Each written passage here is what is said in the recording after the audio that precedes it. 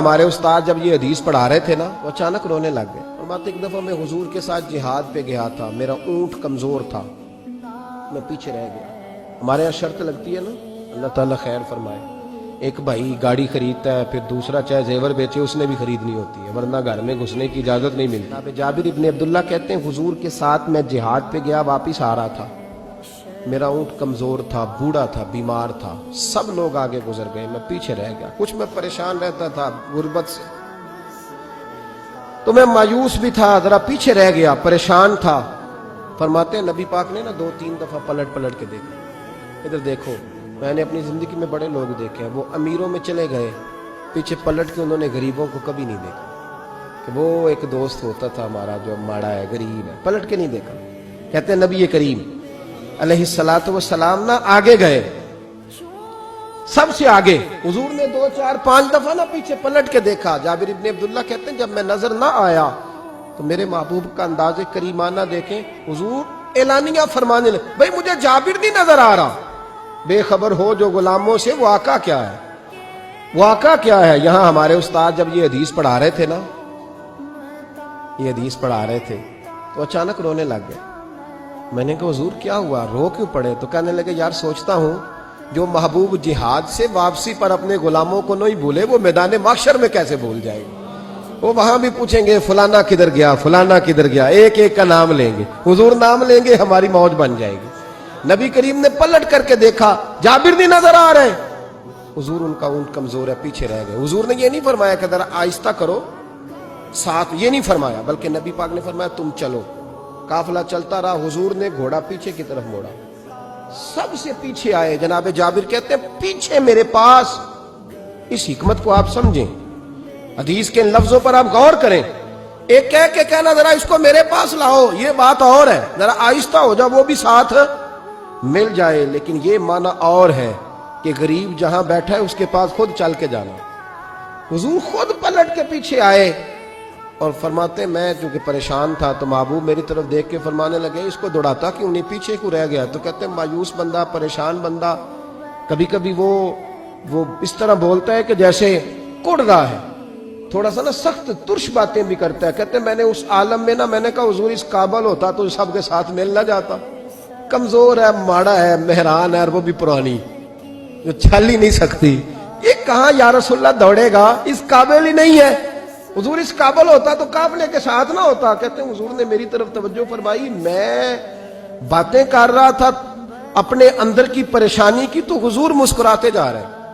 حضور کے ہاتھ میں چھڑی تھی، فرمانے لگے ایسے ہی تو باتیں کر رہا ہے۔ نبی پاک نے اونٹ کی پشت پہ چھڑی لگائی اور فرمایا تو دوڑتا کیوں نہیں؟ بڑے ہلکے سے مسکرا، اوے تو دوڑتا کیوں نہیں؟ تو جناب جابر ابن عبداللہ کہتے ہیں جو سب سے پیچھے تھا نا وہ سب سے آگے نکل گیا، وہ دوڑتا گیا، دوڑتا۔ ابن عبداللہ کہتے ہیں حضور گھوڑا دوڑا کے میرے پاس آئے، خود حضور نے میرا اونٹ تیز کرایا نبی پاک کی برکت سے۔ تو قریب آ کے فرمانے لگے ٹھہر جا یار، ہم بھی تیرے قافلے میں، ہمیں بھی ساتھ لے لے۔ فرماتے اب تو میں رو ہی پڑا کہ خود بھیک دیں، خود ہی کہیں منگتے کا بھلا ہو، ٹھہر جا یار ہمیں بھی ساتھ لے لے۔ جناب جابر ابن عبداللہ رضی اللہ تعالیٰ عنہ فرماتے ہیں کہ جگہ پڑاؤ کیا، رکے، ٹھہرے کھانے پینے کو، نماز پڑھنے۔ نبی کریم نے مجھے بلایا، میں حاضر ہوا تو کہا یا رسول اللہ حضور حکم۔ تو محبوب فرمانے لگے جابر یار تیرا اونٹ میں نے نرالا ہی دیکھا، بوڑھا ہو کے سب سے آگے نکل جاتا ہے، بیمار ہو کے، کمزور ہو کے۔ کہتے ہیں میں چہرہ دیکھتا جا رہا ہوں کہ حضور سارا ہی پتہ ہے آپ کو، میں کیا عرض کروں؟ تو محبوب فرمانے لگے پسند آ گیا ہے، بیچ نہیں دیتے میرے ہاتھ؟ کہا یا رسول اللہ آپ رکھ لیں، حضور آپ کا یہ۔ فرمایا نہیں میں پیسے دوں گا۔ کتنے کا ہے؟ کہ یا رسول اللہ آپ رکھ لیں۔ فرمایا پیسے دوں گا۔ یا رسول اللہ مارکیٹ میں جاؤں تو 6-7 دینار کا بکے گا۔ فرمایا نہیں بھائی میں تو پورے 10 دوں گا، 6-7 نہیں، میں تو پورے، حساب سیدھا، 6-7 کا کیا حساب ہوا، 10 پورے کا۔ حضور پھر بندہ نوازی ہے نا، کون بول سکتا ہے؟ حضور نے فرمایا بلال تیرے پاس 10 دینار تھے؟ حضور ہیں۔ فرمایا ان کو دے دو، اونٹ کے پیسے رکھ لو اور مال نہ مدینے جا کے دے دینا۔ جابر ابن عبداللہ کہتے ہیں میں مدینے گیا شام کو، میں نے نا کبھی اپنے اونٹ کی اتنی خدمت نہیں کی جتنی اس دن کی۔